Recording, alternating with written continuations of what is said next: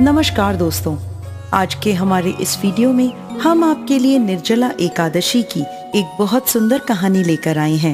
एक समय की बात है, किसी नगर में एक जाट रहता था जिसकी नई नई शादी हुई थी। शादी के बाद वो पहली बार अपनी पत्नी को लेने अपने ससुराल जा रहा था। वो अच्छे से नए नए वस्त्र पहनकर तैयार हुआ और ससुराल के लिए रवाना होता है।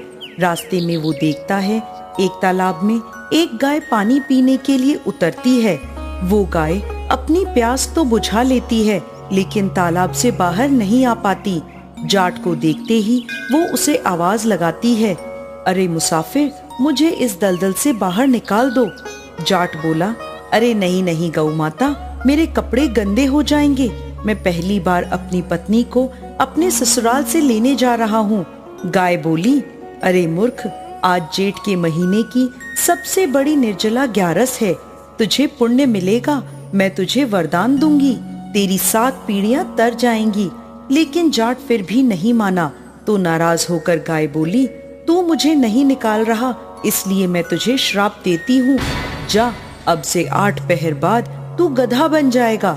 ये सुनते ही जाट डर गया और गाय से माफी मांगने लगा, लेकिन तब तक गाय तालाब में पूरी तरह डूब चुकी थी। वो उदास हो गया और उदास मन से अपने ससुराल पहुंचा। नए नए जवाई को देखकर ससुराल में सभी बहुत खुश हुए, लेकिन वहां पहुंचते ही जाट ने रट पकड़ ली, मेरी पत्नी को विदा कर दो, हमें घर जाना है, हमें अभी जाना है। सभी ने बहुत मिन्नतें करी कि एक दिन तो और रुक जाओ, लेकिन वो नहीं माना।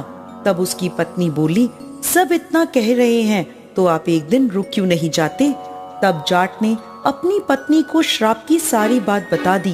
श्राप की बात पता चलते ही उसकी पत्नी उसके साथ घर की ओर वापस चल दी। 8 पहर पूरे होते ही जाट गधा बन गया। उसकी पत्नी उसे घर में लेकर बैठी रही। इस तरह कई दिन बीत गए। जब घर में अन्न धन कुछ भी नहीं बचा, तो उसकी पत्नी उससे बोली, मैं आपको लेकर मजदूरी करने चलती हूँ।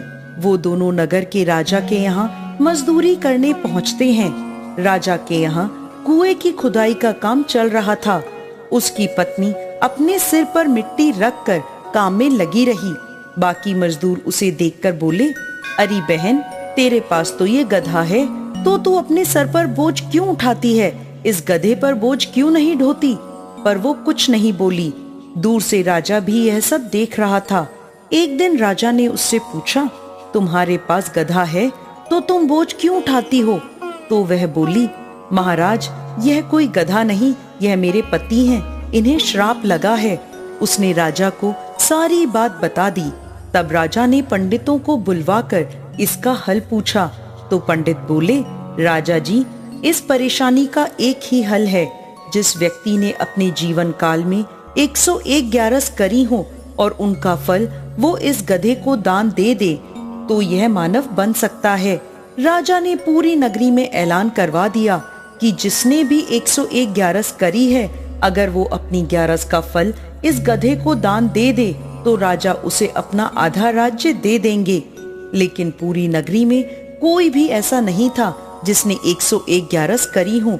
किसी ने 10, तो किसी ने 11, तो किसी ने 21 ग्यारस करी थी।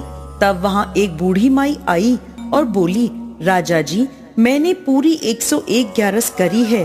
राजा बोला, तुम अपनी ग्यारस इस गधे को दान कर दो, तो मैं तुम्हें मुंह मांगा वरदान दूंगा। बूढ़ी माई बोली, महाराज, मैं धन लेकर क्या करूंगी? आज हूँ तो कल नहीं, मैं यह धन किसे दूंगी? मैं इस गधे को अपनी ग्यारस देने को तैयार हूँ, लेकिन एक निर्जला एकादशी को मैं अपने पास रखूंगी। इस निर्जला एकादशी के फल से मुझे मोक्ष की प्राप्ति होगी, मुझे श्री हरि विष्णु की प्राप्ति होगी। ऐसा कहकर उस बूढ़ी माई ने अपनी 100 ग्यारस का फल उस गधे को दे दिया और वह गधा वापस इंसान बन गया।